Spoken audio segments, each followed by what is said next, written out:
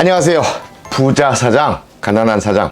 오늘 3탄이네요. 3탄. 제가 어제 참 재밌는 일이, 또 기분 좋은 일이 하나 있었습니다. 2017년에 시작을 했으니까 벌써 6년째네요. 처음에 신한은행에서 강의 섭외가 온 적이 있어요. 뭐 은행원들을 대상으로 하는 겁니까? 그랬더니 그렇진 않고 저희 행장님하고 부행장님이 15분이 계신데 그 16분을 위한 좀 인사이트 강하게 나올 수 있는 그런 강의를 좀 해주십시오. 그래갖고 그 당시가 한국형 장사의 시인, 그리고 장사하는 전략이다가 연속 베스트셀러가 되면서 기업으로부터 러브콜을 굉장히 많이 받던 시절이었었어요.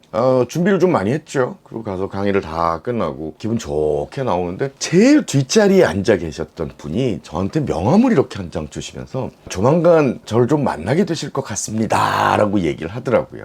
그리고 나서 딱 한 달 된 것 같아요. 저는 당연히 이제 귀한 명함을 받았으니까 이제 입력을 해놨어요. 누구 부행장님 이러고 적어놨는데 연락이 오니까 당연히 저는 네 안녕하십니까 오래간만입니다. 그리고 이제 인사를 했더니 아니 어떻게 저를 기억하십니까 라고 얘기하시더라고요. 어찌되었건 저는 입력을 해놨으니까 기분 좋게 아주 좋은 인상을 드렸고요. 그리고 약속 장소에 나갔어요. 저보고 그 얘기를 하시더라고요. 지금 운영하고 계신 김유진 아카데미의 장전이라고 하는 걸 저희 직원들이 열심히 검색을 한번 해봤는데 반응이 참 좋더라고요. 신한은행에도 하나 만들어 주십시오 라고 얘기를 하셔가지고 시작된 게 신한소호 사관학교예요. 아마 여러분들 되게 한두 번쯤은 들어보셨을 거라고 생각을 합니다. 워낙 기라성 같은 브랜드들을 많이 배출을 했거든요. 대표님들이 또 워낙 열심히 해주셨고, 어제가 27기가 입학식 하는 날이었어요. 800명 정도 배출을 했고요. 27기에 지원하신 분들이 무려 17대 1이었어요. 17대 1을 뚫고 들어온 30분이니 얼마나 대단하다고 느끼셨겠어요. 처음에 긴장해갖고 쫙 앉아들 계신데 여러분들이 그 행운아들이십니다. 앞으로 제가 4주 동안 아주 근사하게 모시도록 하겠습니다 라고 얘기 드렸는데 저는 어쨌든 혼신의 힘을 다 했지요. 많은 분들이 좋아들 해주셨어요. 수업 짜릿짜릿합니다 뭐 이런 얘기들 쭉 적어주시는데 제가 첫 강 수업 끝날 무렵에 숙제를 하나 드려요. 아주 힘든 숙제를 드리는데 그게 뭐냐면 에르메스 가서 루즈 사오세요. 에르메스 루즈 하나가 9만 원 정도 해요. 제가 그 숙제를 내는 이유가 있어요. 이유가 뭐냐면 에르메스라고 하는 곳에 브랜드의 철학, 컨셉, 아이덴티티, 향기, 컬러 뭐 이런 것들도 한번 만끽해 보시라 라고 하는 게 있고요. 또 한 가지는 제발 좀 앞으로 이제 김유진이라는 작가와 스승 사부를 만났으면 앞으로 함부로 여러분을 대하지 마세요 라고 하는 의미에서 숙제를 내드리는 거예요. 오늘 부자사장 가난사장에서 드리고 싶은 이야기는 자기예요. 자기. 나를 사랑하자. 주변에 보면 아주 잘 된 사장님들은 옷도 잘 입고 또 잘 아실 거예요. 고급스러운 승용차도 타고 기왕이면 한 끼 하더라도 좀 맛있는 레스토랑 가고 하는 이유가 뭐 보통 일반인들이 생각할 때는 그럴 수 있어요. 에이 돈 벌었으니까 그런 거 아니야 라고 생각하는데 어느 날 갑자기 돈을 벌었다고 그렇게 쉽게 할 수 있는 행동들이 아니에요. 이건 사실 굉장히 오랫동안 훈련이 필요해요. 훈련. 어떤 훈련이냐? 나를 아껴주는 훈련이 필요해요. 대부분의 부자 사장님들은 자기를 아끼는 걸로 굉장히 유명합니다. 지금은 굉장히 큰 회사가 됐죠. 제가 15년, 16년 전쯤인가 참 좋은 여행사 사장님을 만난 일이 있어요. 콜라보를 하고 싶었었어요. 그 당시에 제가 필리핀, 말레이시아 등지에서 은퇴 이민하는 법에 관련된 책을 내갖고 베스트셀러를 만든 적이 있었는데 그걸 기왕이면은 여행사하고 콜라보를 해서 한 달 살아보기, 6개월 살아보기 이런 프로젝트를 한번 해보면 어떨까라고 하는 생각을 가지고 제안을 했었죠. 근데 참 죄송한 얘기인데 선배님한테는 첫 자리에 만나러 갔는데 키가 그렇게 크지 않으셨어요. 덩치도 있지 않으셨어요. 그러니까 좀 뭐라 그럴까요? 이렇게 여기 참 좋은 여행사 대표님이신가 할 정도로 약간 좀 당황스러운 파사드를 가지고 계셨는데 뒤풀이 자리에 가서 회의 끝나고 나서 한번 여쭤봤어요. 머리끝에서부터 발끝까지 다 명품이더라고요. 그래서 대표님 럭셔리한 이런 거 되게 좋아하시나 봅니다. 그러고 말씀을 드렸더니 아니요. 그 얘기 하고 싶은 거 무슨 얘기인지 저 잘 압니다.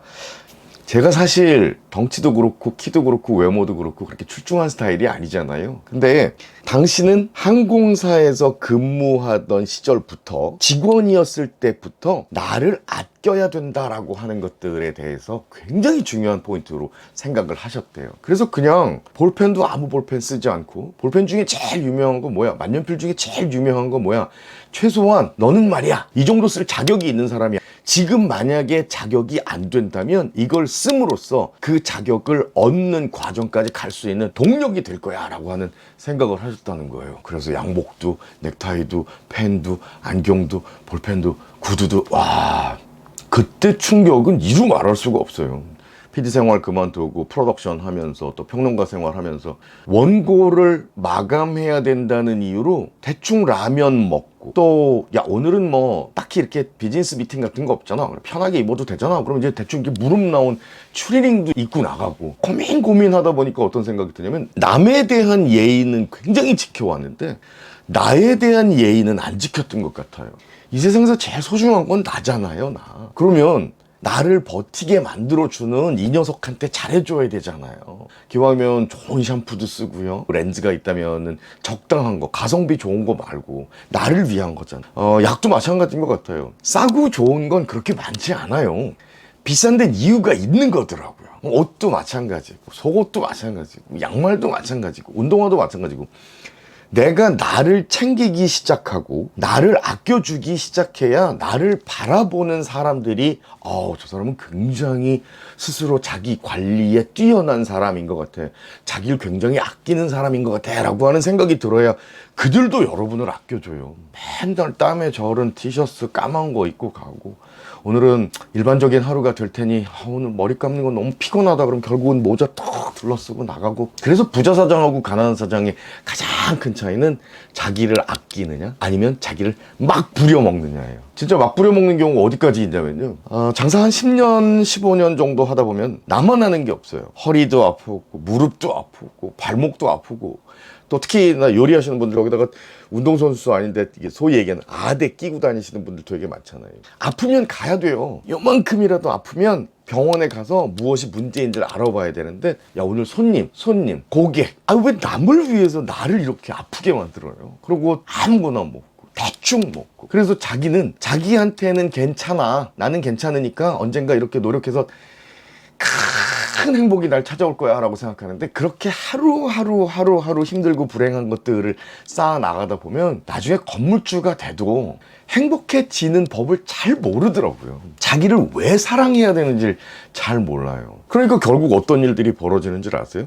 내가 날 안 챙겨주고 나를 왜 사랑해야 되는지 모르니까 결국은 탓이야, 탓. 내가 가족들을 위해서 이렇게 살았는데, 내가 당신을 위해서, 아이들을 위해서 이렇게 살았는데, 그렇게 살지 마세요. 오늘부터는 진정한 의미에서 부자 사장이 되고 싶으면 나부터 챙기세요. 나부터 아끼고 나부터 챙기고, 기왕이면은 좋은 거 먹고 좋은 아이템들 걸치고 다니는 걸 오늘부터 해보시면 어떨까라는 생각 들어요. 그리고 정말 중요한 거 스스로 칭찬 많이 해주세요. 스스로 칭찬.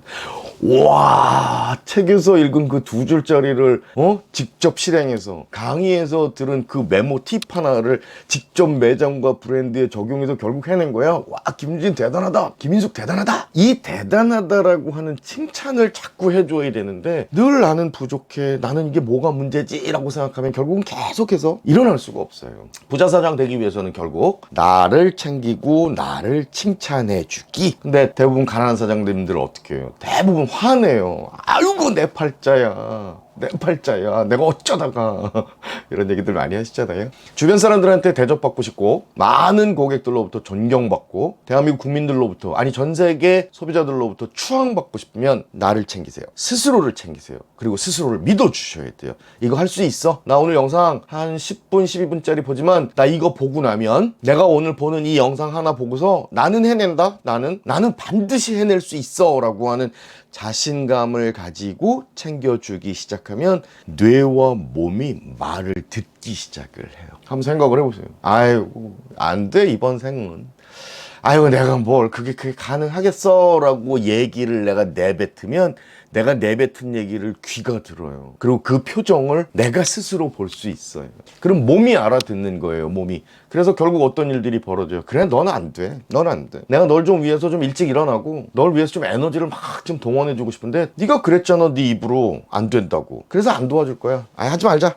야, 너 그리고 갑자기 그렇게 변하는 거 아니야? 사람이 급작스럽게 변하면 큰일 난다. 이걸 내가 내뱉고 내가 그렇게 최면을 걸어요. 우리 그렇게 바보짓은 하지 말자고요. 부자 사장, 가난한 사장, 오늘부터 여러분만 챙기세요. 조금 이기적으로 사셔도 됩니다. 감사합니다. 오늘도 세상에서 가장 행복한 하루 되시길 빌겠습니다. 자, 앞으로도 부자 사장, 가난한 사장 이야기 한 편이라도 빼놓지 않고 즐기시려면 구독 버튼 누르시고요. 종 옆에 화살표 모양 누르시면 이렇게 전체 알람 설정 하시는 거 다들 잊지 마세요.